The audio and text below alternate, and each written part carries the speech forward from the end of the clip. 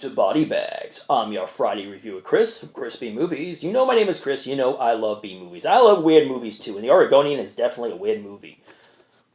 Straight up as someone's acid trip. Directed by Calvin Lee Reeder, who did one of the shorts for VHS, amongst other things. But this movie kind of seems like this guy's coming down for a really bad acid trip. It's the best way to describe this film. I'm not going to give you too much information. This is one you definitely have to see by yourself and come up to your own decisions of what's really going on. But it's a 2011 movie, only an hour and 21 minutes, never welcomes to stay. Very interesting film throughout. I'm going to show you the cover art, which is beautiful. And here we go. This is from Factory 25, which is a sister label of OCN Distribution, aka Vinegar Syndrome. It comes with a cool little book, and then it comes with a regular disc. Beautiful artwork, though. I really love this artwork. It kind of looks like Kermit the Frog a little bit. So basically, we follow Lindsay Pulsiver, who is the Oregonian.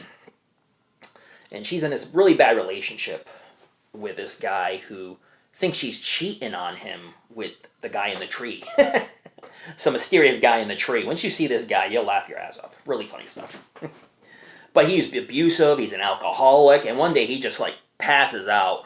We don't really know if he's dead or not, but he's just laying there. And so the Oregonian grabs a shotgun, and she packs her stuff in her car, and she takes off. Next we see she had gotten into a really bad car accident. She's all bloodied up, and when she awakens, she doesn't know where she is. So when she gets out of the car, she's stuck in Oregon. She doesn't know her way around the area, and she doesn't know anybody, and there's nobody around. It's all, like, desolate area. And then she starts meeting people who are very strange and very odd and are kind of unwilling to help her, but really don't understand what she's saying or how much trouble she's in. There's something else going on within the minds of these people. She meets a lot of mysterious people, including a guy in a frog suit. Frog Halloween costume. Who, when we find out later who it is, it's like, ah! I think it's a frog. It's like some type of amphibian creature costume. That's the best thing I can do to describe this thing. And this person also got into a car accident. Now, she comes to realize that who she got into a car accident was, I guess she ran over a family, a kid, a mother and father, and she's like, oh no, what do I do? But she's stuck in this odd universe where she doesn't know what's going on and who these people are, and no one's really paying attention to her. They're just kind of laughing at her. And then she meets people who are actually talking to her, and then she kind of figures out at the end where she's at. But where is she really at is something we have to decipher from watching The Oregonian. Lindsay Pulsiver, you've seen her in True Blood. She's a good actress. And she was the star child of this movie, because it was basically her. They have some strange characters like the Omelet Man, who's a truck driver who she gets a ride with, and all the guy does is breathe heavy. And then she gets in the car with this guy, and the guy makes a pit stop. A very strange scene where he pees, and he's peeing normal, and then all of a sudden it turns into blood, and then all of a sudden it turns into black. So I'm thinking, from watching this, that she's passed away, but she's stuck. She's stuck between, like, heaven and hell. That's what I'm getting from this film. But this is a film you have to watch several times to really get the gist of it, I imagine. This is my first watch, so I plan to watch it again. But at the end, she just becomes one of these strange people. And it's the best way to describe it. And that's not really giving you spoilers or anything. This is one you definitely have to see. It is trippy as all get out. You'll see a scene, then it goes into a black screen, then it goes back to another scene further on in the movie, then it goes to a black screen. And the camera work is amazing. Simply brilliant and amazing.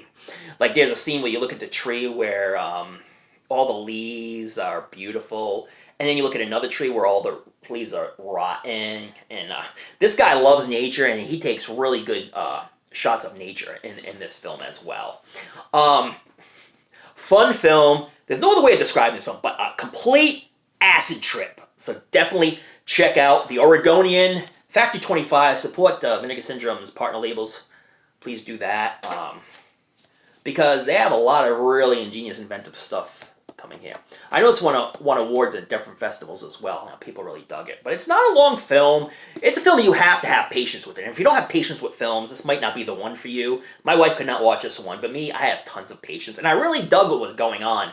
And I really dug the camera work. So definitely check out The Oregonian. It was cheesy. I have to say it was cheesy. 10 being the best cheese, 1 being the worst cheese. I give it a good 7.5. Definitely really enjoy this film, but this is not a film for everybody. People who like really artsy type films might really enjoy this one, and really big on camera work might really enjoy The Oregonian. But definitely check it out. If you don't like it, you can just shut it off and put it back. Whether you watch it online or if you have the movie, you can actually put it back in the thing. You know what I'm saying? But anyways, check out all the other reviewers. They all do a bang-up job. Lots of big heavy hitters coming up Saturday and Sunday, so definitely check them out. A new reviewer every day. Hey, you just can't beat it. We are all year round, baby, and we love what we do. So definitely check me out next week. Oh, yeah. And don't forget to watch those late-night horror movies. Read up on your latest Fright Mags. Don't forget to tune in to another episode of a show we call Body Bags. I'll drop you off and stick you in Oregon, and you won't come